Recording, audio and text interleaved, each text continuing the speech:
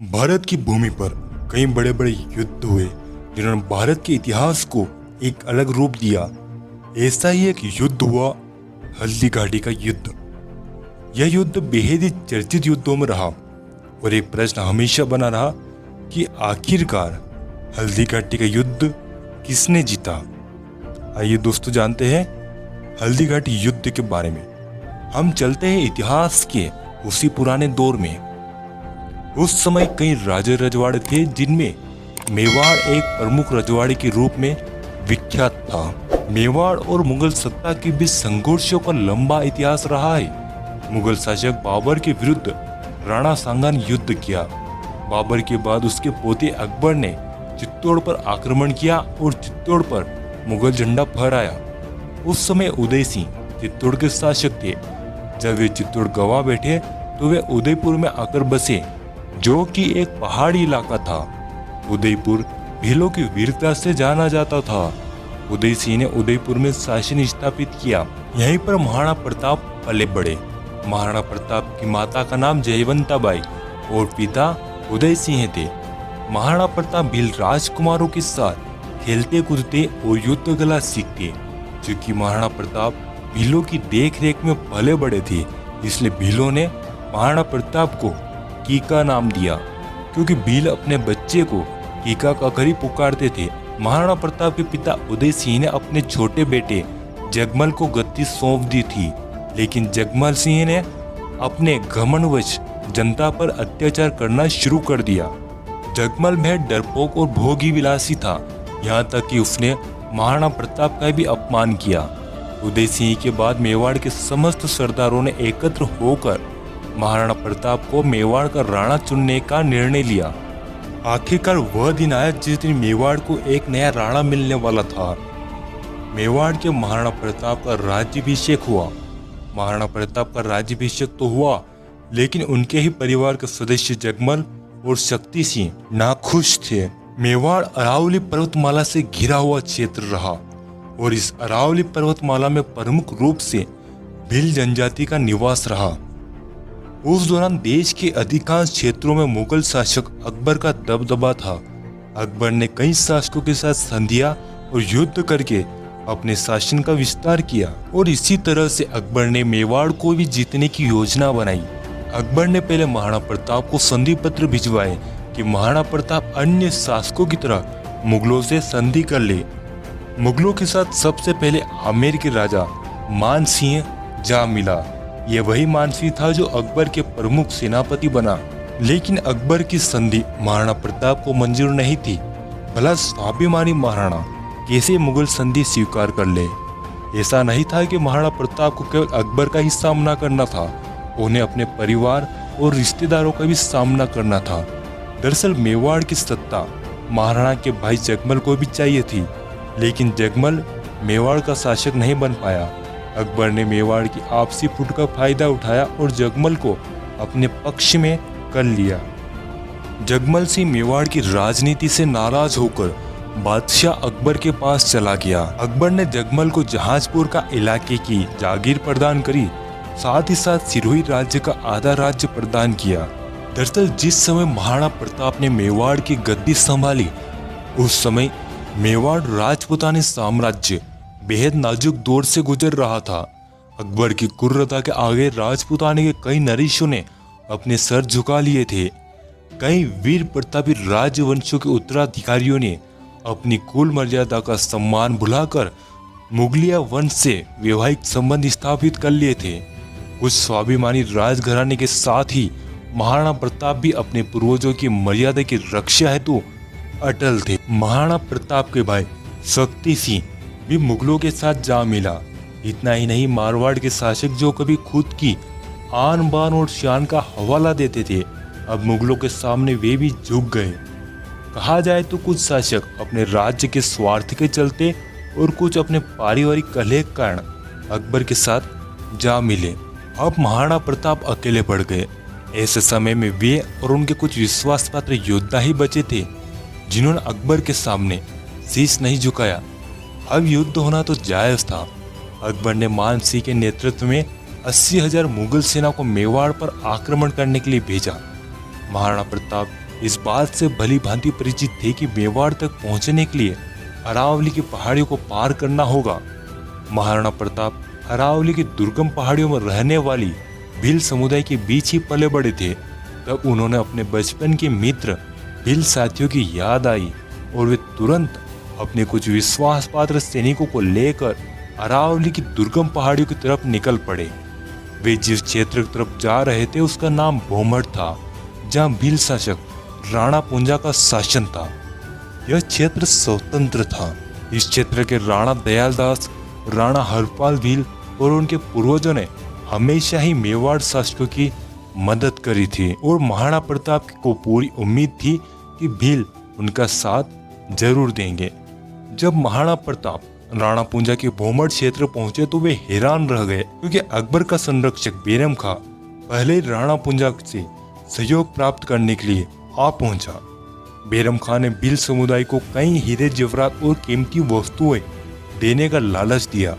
बेरम खान ने कहा कि यदि भील मुगल शासक अकबर का साथ दे तो मुगल सभी भीलों को बेशकीमती धन दौलत देंगे।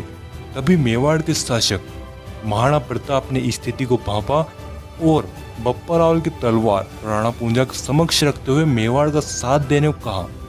दरअसल बप्पा रावल और भीलों ने मिलकर कभी अरबों को भारत देश से खदेड़, इसलिए राणा पुंजा भील ने मुगलों की कीमती वस्तुओं और धन दौलत को छोड़कर महाराणा प्रताप का साथ देने का वचन दिया और कहा कि मरते दम तक हर एक भील मेवाड़ का साथ देगा। और इस तरह महाराणा प्रताप ने अरावली पर्वतमाला में बसी भीलों को अपनी तरफ कर लिया। वहीं कभी मेवाड़ के शासकों ने मुगलों के विरुद्ध अफगानों की सहायता करी थी, इसलिए अफगान पठान हकीम खान सूरी मेवाड़ सेना में सम्मिलित हुए। इस तरह महाराणा प्रताप ने अपनी सेना में राणा पुंजा, भीम सिंह डोड़िया, रामदास राठौड़, रामशाह तोमर, हकीम खान सूरी, भामाशाह, ताराचंद और बीदा झाला आदि प्रमुख सहयोगियों को शामिल किया। उधर अकबर ने मान सिंह के नेतृत्व में मेवाड़ पर आक्रमण करने के लिए सेना भेजी। अकबर की सेना का नेतृत्व करता मान सिंह अपने 80,000 सिपाहियों को हल्दी घाटी के नजदीक पहुंच गया। 18 जून 1576 को वह ऐतिहासिक दिन था जब एक भयानक युद्ध होने वाला था, जो आने वाले समय में एक गहरी छाप छोड़ने वाला था। एक बात स्पष्ट कर दें कि जब मुगल सेना ने हल्दी घाटी की तरफ से मेवाड़ की तरफ बढ़ रही थी, उस वक्त हल्दी घाटी में राणा पुंजा के नेतृत्व में भील सेना ने मुगल सेना को कड़ी टक्कर दी। केवल 400 भीलों ने मुगल सेना के 10,000 सिपाहियों को परास्त किया। मुगल सेना के पास विशाल सेना थी। इधर महाराणा प्रताप के नेतृत्व में 20,000 मेवाड़ सैनिक और 400 से ज्यादा भील धनुर्धारी युद्ध के मैदान में उतरे। हल्दी घाटी पतला दर्रा था। 20,000 सिपाहियों के सामने 80,000 सिपाही खड़े थे। मुगल सेना के पास गोला, बारूद और बंदूकें थी। साथ ही साथ मुगलों के पास तोप थी, जिन्हें वे ऊंटों पर लाद कर युद्ध के मैदान में लाए थे। वहीं दूसरी तरफ मेवाड़ सेना एक तो पहले ही संख्या में कम थी और ऊपर से उनके पास हथियारों की कमी थी, लेकिन मेवाड़ी सेना में आत्मविश्वास था। वे कम होकर भी एक एक मेवाड़ी सैनिक 10-10 सिपाहियों के बराबर था। दोनों सेनाओं के मध्य युद्ध शुरू हुआ। दोनों सेनाओं के योद्धा एक दूसरे को मारने को आतुर थे। उनमें से कोई भी पीछे नहीं हटना चाहता था। हर कोई एक दूसरे के खून का प्यासा था। महाराणा प्रताप और बहलोल खान के बीच भयानक युद्ध हुआ। महाराणा प्रताप ने हाथी सरी के बहलोल खान को चीर दिया। महाराणा प्रताप और मान सिंह के बीच भयानक युद्ध हुआ। राणा पुंजा के भीलों ने अपने तीरों से मुगलों की छाती छलनी कर दी। बीदा झाला ने महाराणा प्रताप के लिए अपने प्राण युद्ध में त्यागे। चेतक ने महाराणा की जान बचाई और वह घायल हो गया। इस युद्ध के बाद मेवाड़, चित्तौड़, गोगुंदा, कुंभलगढ़ और उदयपुर पर मुगलों का कब्जा हो गया। सारे राजपूत राजा मुगलों के अधीन हो गए और यदि कोई अधीन नहीं हुआ तो वे थे महाराणा प्रताप। हल्दी घाटी युद्ध के बाद महाराणा प्रताप भीलों के साथ भोमड़ क्षेत्र में ही रहे, जहां राणा पुंजा भील ने महाराणा प्रताप की हर संभव सहायता करी। ऐसा कहा जाता है कि इस युद्ध के अगले 21 सालों तक महाराणा प्रताप ने भील समुदाय के साथ मिलकर मुगलों के विरुद्ध संघर्ष किया। राणा पुंजा की भील सेना मुगल सेना को लूटने में कोई कसर नहीं छोड़ती थी। कोई भी मुगल यदि भोमर क्षेत्र से होकर गुजरता था तो वह भीलों से बच नहीं सकता था। महाराणा प्रताप ने कभी मुगलों के सामने घुटने नहीं टेके। प्रताप की वीरता ऐसी थी कि उनके दुश्मन भी उनके युद्ध कौशल के कायर थे। उदारता ऐसी कि दूसरों की मुगल बेगमों को सम्मानपूर्वक उनके पास वापस भेज दिया। इस योद्धा ने साधन सीमित होने पर भी दुश्मनों के सामने सिर नहीं झुकाया। यह दुद्दा भील नामक बालक का नाम लेना बेहद जरूरी है। जब महाराणा प्रताप उनकी पत्नी और उनका नन्हा बालक अरावली की पहाड़ियों में थे तब दुद्दा नामक नन्हे बालक ने आदम में साहस का परिचय दिया। उसने अपनी थाली में माँ द्वारा परोसी गई रोटियां हाथों में पकड़कर महाराणा प्रताप की तरफ दौड़ पड़ा।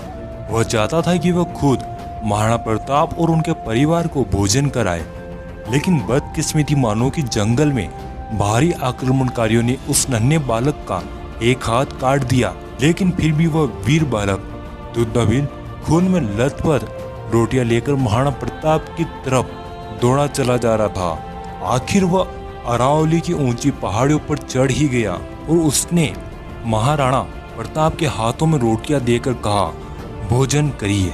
महाराणा प्रताप ने दुद्दा को गले लगा लिया। महाराणा प्रताप की आंखों में आंसू थे। उस बालक ने महाराणा प्रताप की गोद में ही प्राण त्याग दिए। सोचिए वह दृश्य कैसा रहा होगा। महाराणा प्रताप ने भील समुदाय की सहायता से अपने खोए हुए किले पुनः प्राप्त किए। उन्होंने दोबारा मुगलों पर आक्रमण कर मेवाड़ को स्वतंत्र कराया। भील राणा पुंजा के सहयोग के चलते महाराणा प्रताप ने मेवाड़ चिन्ह में उन्हें प्रमुख स्थान दिया। अकबर ने महाराणा प्रताप के बारे में कहा था, इस संसार में सभी नाशवान है। राज्य और धन किसी भी समय नष्ट हो सकता है, परंतु महान व्यक्तियों की ख्याति कभी नष्ट नहीं हो सकती। पुत्रों ने धन और भूमि को छोड़ दिया, परंतु उसने कभी अपना सिर नहीं झुकाया। हिंद के राजाओं में वही एकमात्र ऐसा राजा है अपने गौरव को बनाए रखा है।